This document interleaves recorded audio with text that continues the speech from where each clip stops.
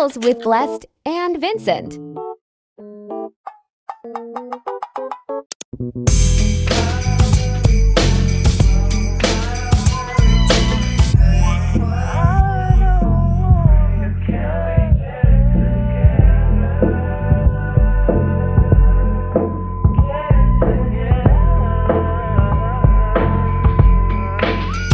I put the new 4Gs on the G. I trap into the bloody bottoms is underneath. Cause all my niggas got it out the street. I keep 100 racks inside my jeans. I remember hitting them all with the whole team. Now niggas can't answer calls cause I'm balling. I was waking up getting racks in the morning. I was broke now.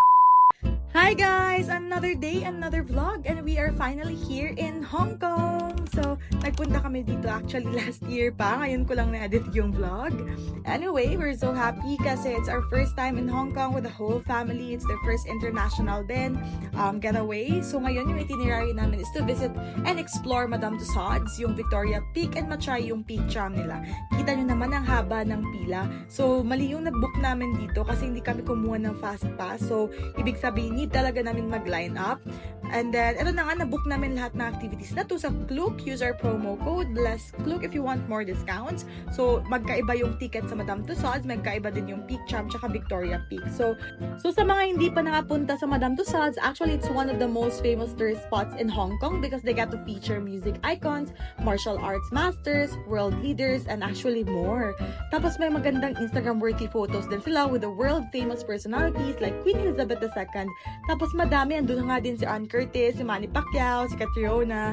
So ito na nga, sa video na to, nag-aantay na kami ng peak tram kasi nga iba yung, ito yung peak tram yung sasakyan namin papunta sa Victoria Peak. Tapos yung Madame Tussauds, nasa loob lang siya ng building mismo. So ito na nga.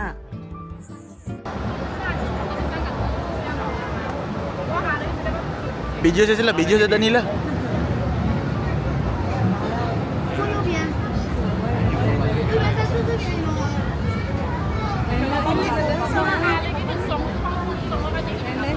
Yung peak tram pala, they are running daily from 7:30 AM to 11 PM. So, ito yung access para makapunta kayo dun sa Victoria Peak. And then, tip lang, sumakay kayo sa right side para makita niyo yung view pag papunta kayo dun sa taas na. So, ito na nga.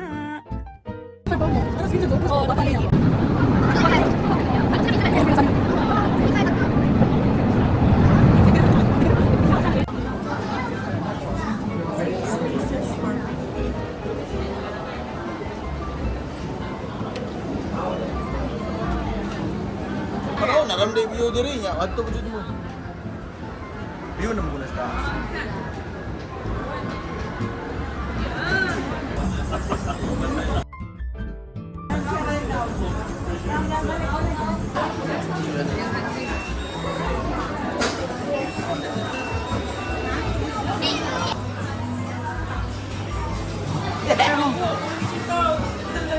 Wait lang yun, wala ko na now.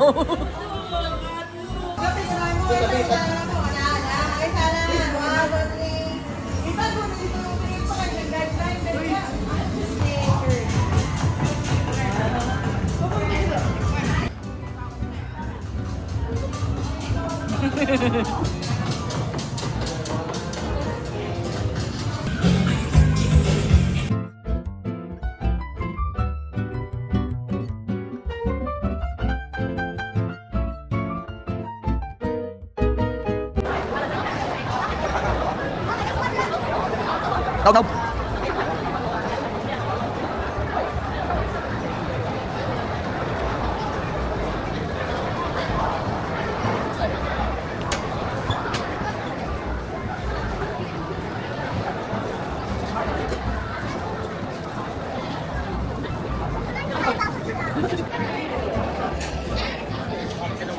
Sila.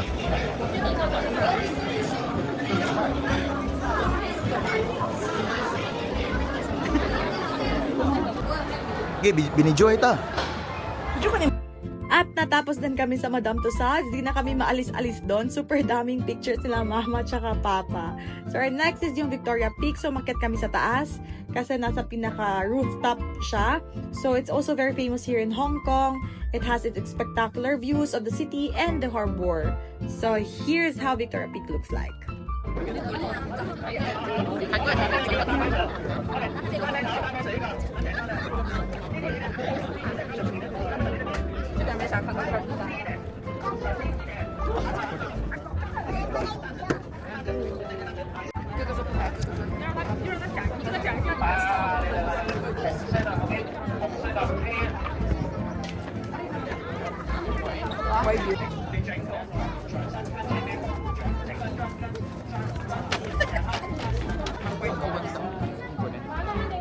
Full body din.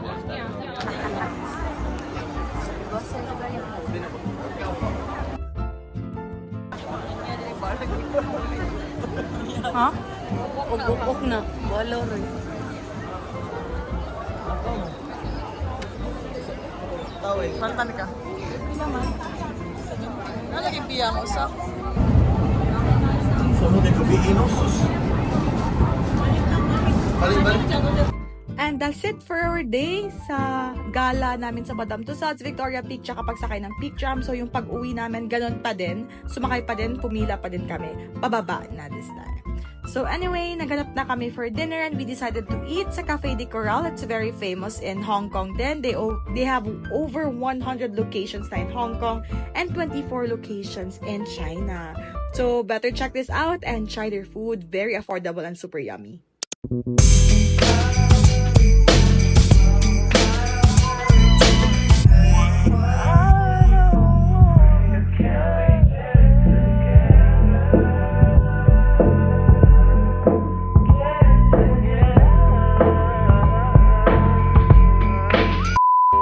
And finally, next day! Super excited yung araw na to. Inaantay ko to sa buong buhay ko. Over.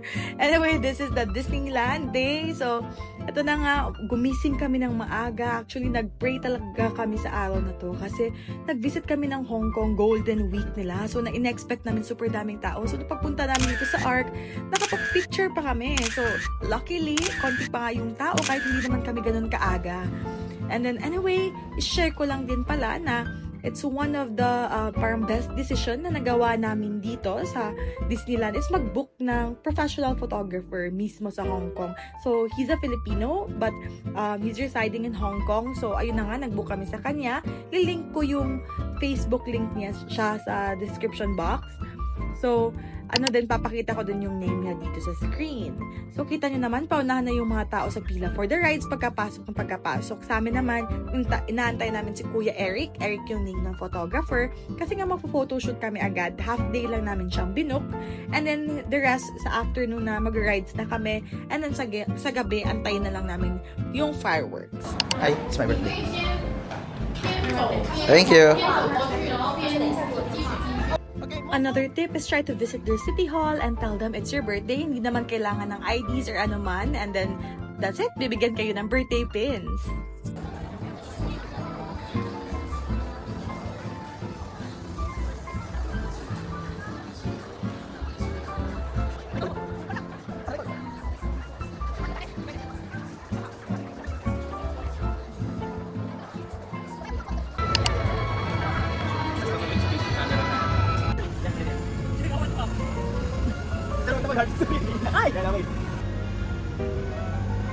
Pagkatapos, sir. Tawa-tawa sa each other. Okay na. Diba, ito, 5 piece po kayo, sir. Eh! Malisin na po tayo. Okay, look at here. Okay, big smile. 1, 2. Sorry, buko na. Okay. Kapag-saan po tayo. Hoy! Huwag mo kainin! Dito, dito! Dito! Wait lang. Abali na lang, ano? Pwede ganun sa kanya ice cream nyo. Pakuhakin natin dyan. Kainin mo na, ano na eh. Ano? Ganda yung apat kayo mo.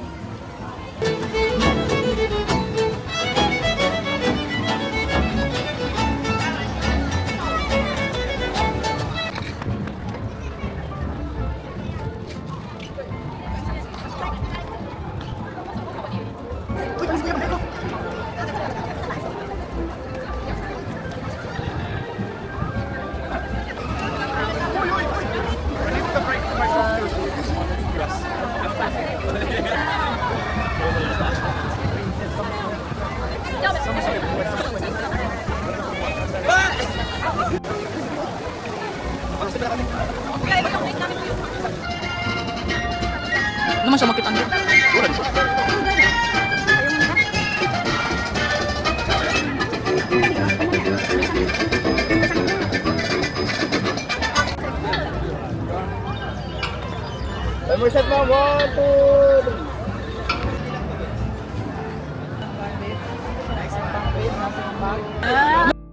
Ah, dyan lang na!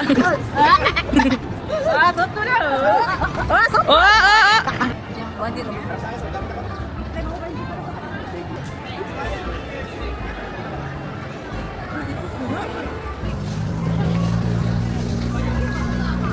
One more shot.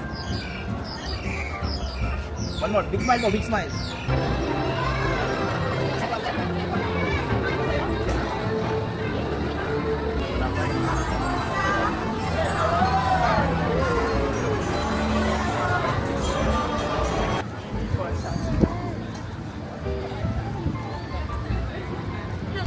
Tonight, else I'm notified. I'll still mess up, but I'll just start again.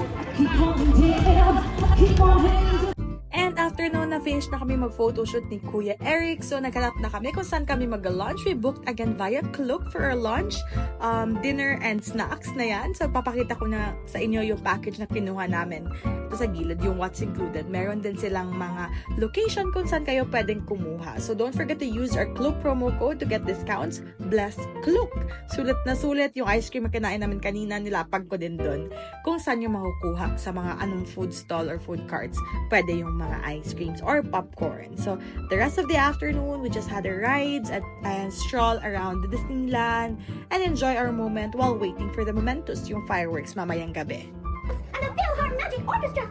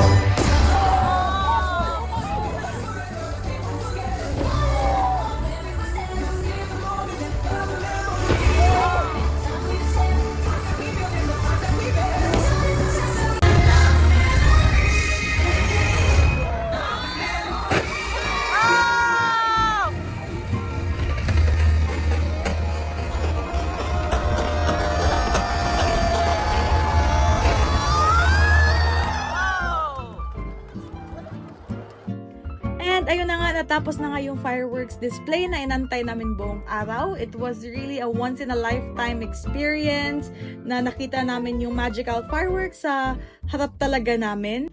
It was really worth it kahit yung iba nakatayo lang kung nandun nga kayo talagang parang nag-stranded na sa super daming tao kasi nga minsan pag umuulan hindi naman nagpa-fireworks display and luckily sa time na nag-visit kami, yun na nga, na-experience namin siya mismo dito. So again, thank you so much Hong Kong Disneyland. We'll surely visit again soon and this time baka maging local feels na kami. Tatry na namin yung lahat ng rides dito. Alright, so that's it for our Disneyland vlog and then the next day, naghanap lang kami ng mga pasalubong and then uwi na agad sa airport. So if you want more travel vlogs, comment nyo lang below kung ano yung mga gusto nyo pang makita sa vlogs namin. Thank you! Bye-bye!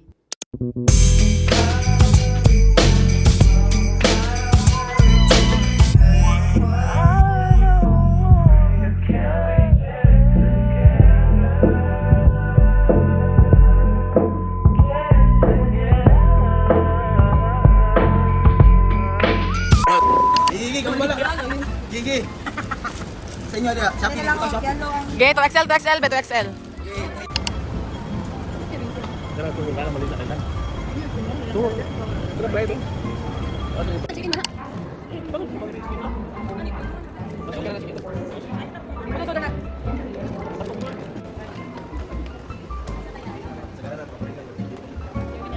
Two.